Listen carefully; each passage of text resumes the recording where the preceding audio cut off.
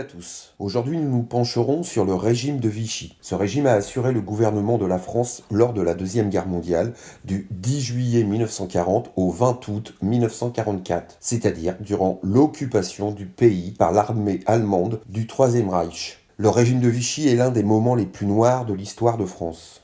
La Seconde Guerre mondiale et le régime de Vichy vont mettre fin à la Troisième République. Ainsi, entre mai et juin 1940, la France est envahie par l'armée allemande. Au bout de 6 semaines, la France doit capituler. L'armée française n'a pas su résister. Cette défaite est traumatisante, car l'armée française était considérée comme une armée solide. Inquiétés par cette arrivée en masse de l'ennemi, une grande partie des habitants du nord de la France choisissent d'abandonner leur maison et de partir sur les routes. C'est ce qu'on appelle l'exode. Par conséquent, le gouvernement de la Troisième République démissionne le 16 juin 1940, car il est considéré comme responsable de cette défaite. Un homme est alors appelé à la tête de l'État, il s'agit du maréchal Pétain. La France se retrouve alors divisée en 2 zones. Une zone au nord, nommée zone occupée, directement occupée par l'Allemagne. Une zone au sud, dite zone libre. Mais attention, il ne s'agit pas réellement d'une France libre, comme nous le verrons par la suite. Le nouveau gouvernement français, dirigé par Pétain, s'installe dans cette zone sud, plus précisément dans la ville de Vichy, d'où le nom de régime de Vichy. La frontière qui sépare ces 2 zones est appelée ligne de démarcation.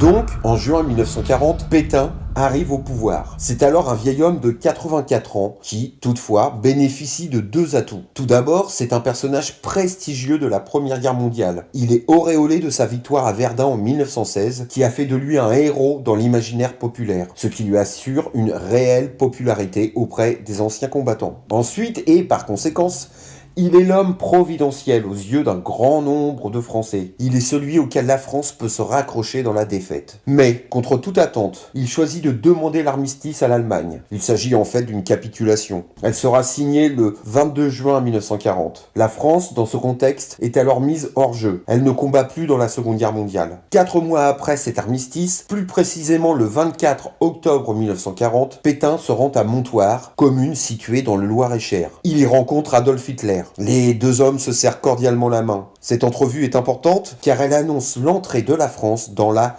collaboration.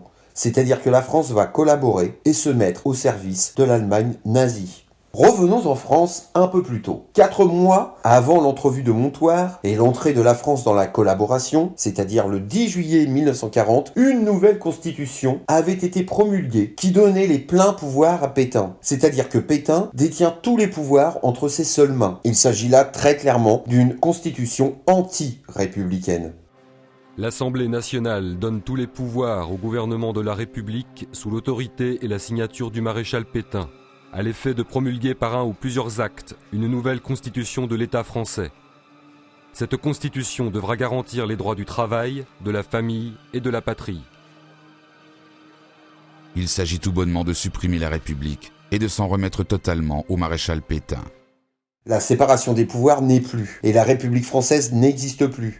De plus, la devise républicaine, liberté, égalité, fraternité, est remplacée par la devise travail, famille, patrie. Ce qui évoque un retour aux valeurs traditionnelles de la nation française, retour aux valeurs du passé, mais un passé très très lointain et surtout imaginaire, qui n'a en fait jamais existé. Pour Pétain, il s'agit de régénérer la soi-disant race française. Cet État français, contrairement à la Révolution de 1789, entend fonder la société sur les valeurs chrétiennes, extrêmement conservatrice et d'extrême droite. La loi de 1905, la loi de séparation des églises et de l'État, est totalement trahie. Le principe de laïcité n'existe plus. Dans ce nouvel ordre social, la famille est conçue comme un élément fondamental du pays. La natalité est encouragée et on célèbre les familles nombreuses. La fête des mères est instituée. Le divorce est rendu plus difficile, pas avant 3 ans de mariage. L'avortement, défini comme un crime, est très sévèrement puni par la loi. Ainsi, les avorteuses sont condamnées à mort. Toute la société est à la fois contrôlée et les enfants sont éduqués à ces nouvelles valeurs par le biais d'une propagande puissante. Ce régime n'est donc plus républicain, mais bel et bien dictatorial. C'est une dictature,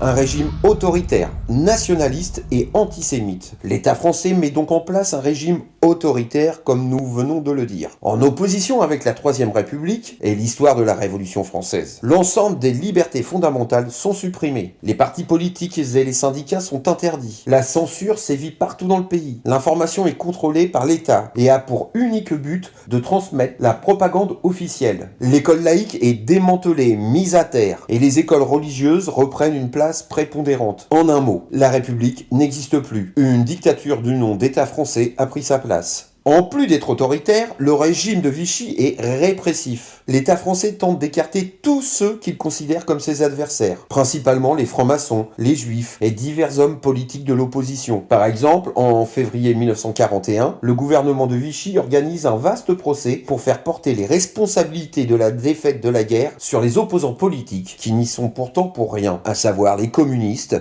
les socialistes, les partisans du général de Gaulle et d'anciens dirigeants de la Troisième République. En outre, le régime de Vichy est un régime collaborationniste, et c'est à l'initiative du régime de Vichy lui-même que la collaboration avec l'Allemagne va se développer. La collaboration est une proposition qui est faite par le régime de Vichy lui-même, et qui a été pensée par le chef du gouvernement français, à savoir Pierre Laval.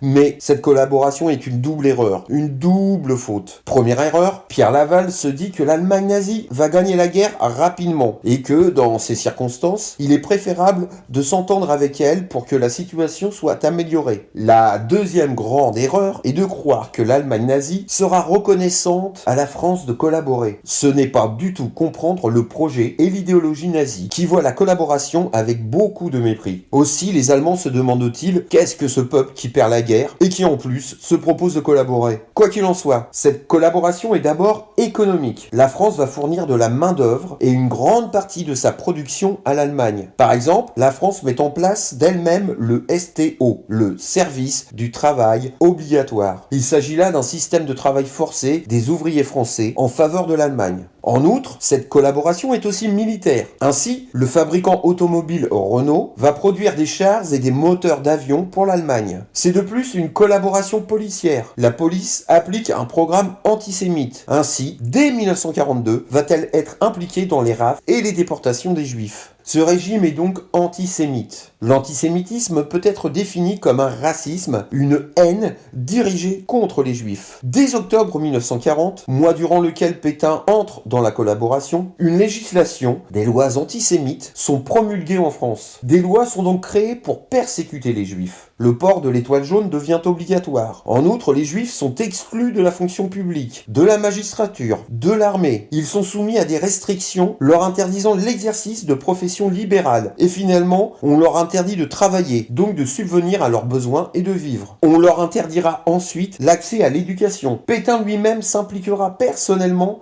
en insistant pour que la justice et l'enseignement ne comprennent aucun juif. Ensuite, de nombreuses rafles sont organisées par la police française. Les rafles sont des arrestations massives, opérées à l'improviste par la police française pour emprisonner les juifs, hommes, femmes et enfants. Ceux-ci seront par la suite déportés. En 1940, les déportations concerneront les juifs étrangers vivant en France. Et à partir de 1942, elles concerneront aussi les juifs français tout court. Ces derniers sont rassemblés dans des camps de transit, d'où ils partent et sont transférés par train à bestiaux vers les camps de concentration allemands et ensuite vers les camps d'extermination, les camps de la mort. La politique du régime de Vichy était alors de livrer le maximum de juifs à l'Allemagne nazie. Et toutes ces initiatives sont bel et bien françaises, sans une réelle demande allemande.